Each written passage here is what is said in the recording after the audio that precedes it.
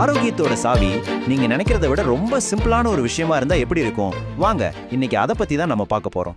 நம்மள நிறைய பேரு ஐயோ ரொம்ப டயர்டா இருக்கு, இல்லனா என்னால சரியா எதையும் ஞாபகம் வச்சுக்கவே முடியலன்னு புலம்புறத நம்ம கேட்டிருப்போம், இல்ல நாமளே சொல்லியிருப்போம். ஆனா இதெல்லாம் சாதாரண விஷயங்கள் இல்ல. நம்ம உடம்பு நமக்கு ஏதோ ஒரு சிக்னல் கொடுக்குது. இதுக்கு பின்னாடி ஒரு ரொம்ப முக்கியமான காரணம் இருக்கலாம். அது என்னன்னு தெரிஞ்சுக்க ரெடியா? வாங்க இத பத்தி விரிவா பார்க்கலாம். இன்னைக்கு நம்மளோட ஹீரோ யாருன்னா வைட்டமின் B12 தான். நம்ம உடலுக்கு இது ரொம்ப ரொம்ப முக்கியம். ஆனா பல நேரங்கள்ல நாம இத பெருசா கண்டுக்கிறதே இல்ல. வாங்க அதோட முக்கியத்துவத்தை பத்தி முதல்ல தெரிஞ்சுக்கலாம். இதுல ஒரு முக்கியமான விஷயம் என்னன்னா, வைட்டமின் B12 நம்ம உடம்பால தானா உருவாக்க முடியாதுங்க. நாம சாப்பிடுற சாப்பாட்டுல இருந்து தான் நமக்கு இது கிடைக்கணும். நம்ம நரம்பு மண்டலத்துக்கும் ரத்த அணுக்களுக்கும் இது ஒரு சூப்பர் ஹீரோ மாதிரி எல்லாத்தையும் ஆரோக்கியமா பாத்துக்கும். யோசிச்சு பாருங்க, நம்ம மூளை ஷார்ப்பா வேலை செய்யறதுக்கும் நம்ம நரம்பு மண்டலம் சரியா இயங்குறதுக்கும் B12 எவ்வளவு அவசியம்னு. அது மட்டும் இல்ல, நம்ம உடம்பு முழுக்க ஆக்சிஜனை எடுத்துட்டு போற இரத்த சிவப்பணுக்கள் உருவாகிறதுக்கும் இதுதான் காரணம். சுருக்கமா சொன்னா, நம்ம உடம்போட இன்ஜினுக்கு இது ஒரு முக்கியமான எரிபொருள் மாதிரி.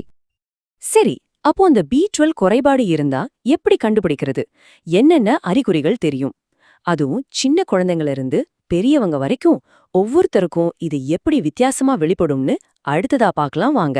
இப்போ இந்த பவர் ஹவுஸ் சத்து நம்ம உடம்புல கம்மியா இருந்தா என்ன ஆகும்? அதோட அறிகுறிகள் பெரியவங்க கிட்ட எப்படி தெரியும்னு முதல்ல பார்க்கலாம். ஆரம்பத்துல இது ரொம்ப சாதாரணமா நம்ம அன்றாட வாழ்க்கையில வர்ற சின்ன சின்ன பிரச்சனைகள் மாதிரி தான் தெரியும். ஆனா நாம கவனமா இருக்கணும். காரணமே இல்லாம திடீர்னு சோகமா உணர்றது, வேலையிலயோ படிப்பிலையோ கவனம் செலுத்த முடியாம தவிக்கிறது, இல்ல நேத்து வச்ச சாவிய இன்னைக்கு 1 மணி நேரம் தேடுறது, இந்த மாதிரி விஷயங்கள் எல்லாம் B12 குறைபாட்டோட முதல் கட்ட அறிகுறிகளா இருக்கலாம். இந்த ஆரம்ப கட்ட அறிகுறிகளை நம்ம கண்டுக்காம விட்டா என்ன ஆகும்? அப்பதான் பிரச்சனைகள் இன்னும் கொஞ்சம் தீவிரமாகி நம்ம உடம்புலயே சில மாற்றங்கள் தெரிய ஆரம்பிக்கும். கை கால்கள்ல திடீர்னு ஒரு மாதிரி மரத்து போன மாதிரி உணர்றது, நடக்கும்போது பேலன்ஸ் இல்லாம தள்ளாடுறது, ஏன் ரொம்ப முக்கியமான விஷயங்களை கூட சுத்தமா மறந்து போறது வரைக்கும் இது போகலாம். அதனாலதான் ஆரம்பத்திலே இது கவனிக்கிறது ரொம்ப ரொம்ப முக்கியம்.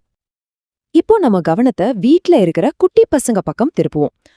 ஒரு வயதுக்குட்பட்ட பச்சிளம் குழந்தைங்களுக்கு இந்த B12 குறைபாடு இருந்தா அதோட அறிகுறிகள் முற்றிலும் வேற மாதிரி இருக்கும். கொஞ்சம் கவலைப்பட வேண்டிய விஷயமாவும் இருக்கும். குழந்தையோட முகத்துல ஒரு சின்ன நடுக்கம் தெரியுதா, இல்ல சரியா சாப்பிட மாட்டேங்குதா, எப்ப பார்த்தாலும் காரணமே இல்லாம அழுதுட்டே எரிச்சலா இருக்கா, இதெல்லாம் சாதாரண விஷயமா நினைக்காதீங்க. இது அவங்களோட வளர்ச்சிய பாதிக்கிற B12 குறைபாட்டோட அறிகுறியா கூட இருக்கலாம். நீங்க ஒரு பெற்றோரா இருந்தீங்கன்னா இந்த பகுதி உங்களுக்கு ரொம்பவே முக்கியம். B12 குறைபாடு பள்ளிக்கு போற குழந்தைங்களோட படிப்பையும் வளர்ச்சியையும் எந்த அளவுக்கு பாதிக்கும் தெரிஞ்சுக்கலாம் வாங்க. உங்க குழந்தை திடீர்னு பின்தங்குறாங்களா, இல்லைனா அவங்களால சரியா பாடங்களை ஞாபகம் வச்சுக்க முடியலையா? இதுக்கு காரணம் B12 குறைபாடா இருக்கலாம்.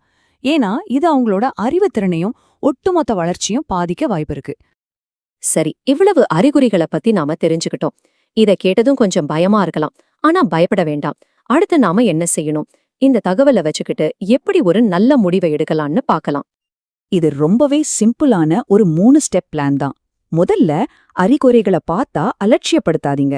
2வது, ஒரு சாதாரண இரத்த பரிசோதனை மூலமா இதை ஈஸியா உறுதிப்படுத்திக்கலாம். கடைசியா ஒரு நல்ல மருத்துவரை பார்த்து சரியான வழிகாட்டுதலை பெறுங்க. அவ்வளோதான். ஆமாங்க, நாம இதுவரைக்கும் பேசின எல்லாத்தோட மைய கருத்தும் இதுதான். நம்ம ஆரோக்கியத்துக்கான பொறுப்பை நாம தான் எடுத்துக்கணும். இது ஒரு ரொம்ப சக்தி வாய்ந்த முதல் படி.